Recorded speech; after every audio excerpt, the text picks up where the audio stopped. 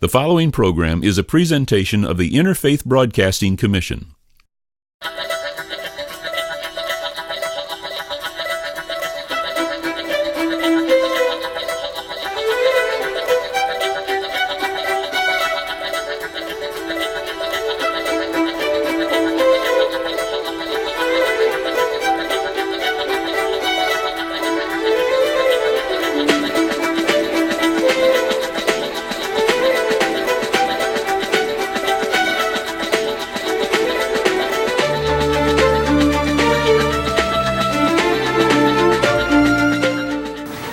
Children, you'll do anything for them.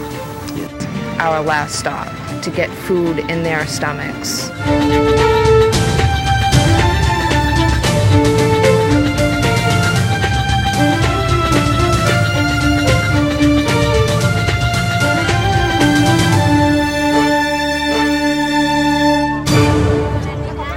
There are about 1 billion people on the planet that struggle for their daily survival. They just never get the calories that they need to live energetic lives. Many fail in that struggle, dying of diseases that are preventable or treatable. Development is the challenge to make that no longer the case.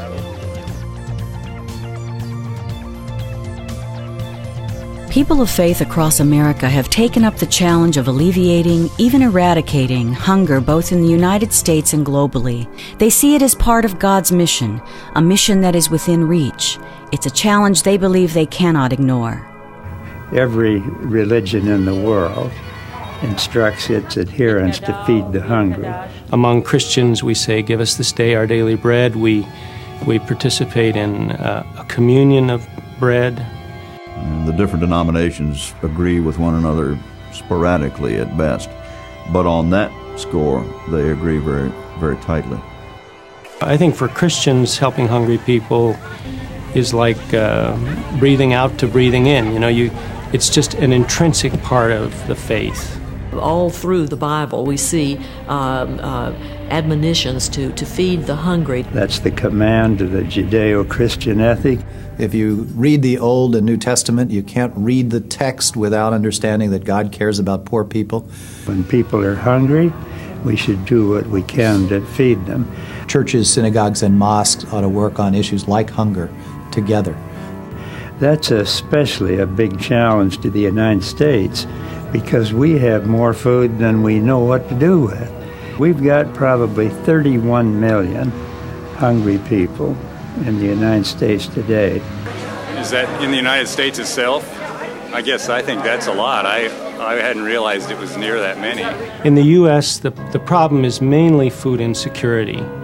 And a typical pattern might be a mom who every other month has to go without food pretty much for the last 4 or 5 days of the month, really skimp, not eat all the meals.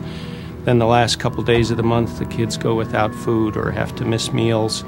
So it's a different level of severity than you face in a place like Ethiopia, but a scandalous and completely unnecessary problem.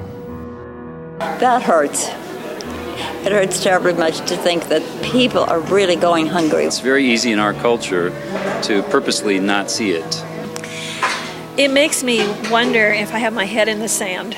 For most of us, it takes going out of our way to interact with people for whom this is a very direct need. Of the 800 million people that are identified as being hungry, some 300 million of them are on the continent of Africa alone. So nearly 40% of that population that we would identify as being hungry is on one continent. The poorest places in the world have the highest rates of population growth. The desperately poor families having lots of children for their meager form of social security for old age. That population growth and poverty is leading to deforestation. It's leading to the loss of soil fertility. It's leading to rivers running dry as surface water is diverted desperately to try to meet human needs.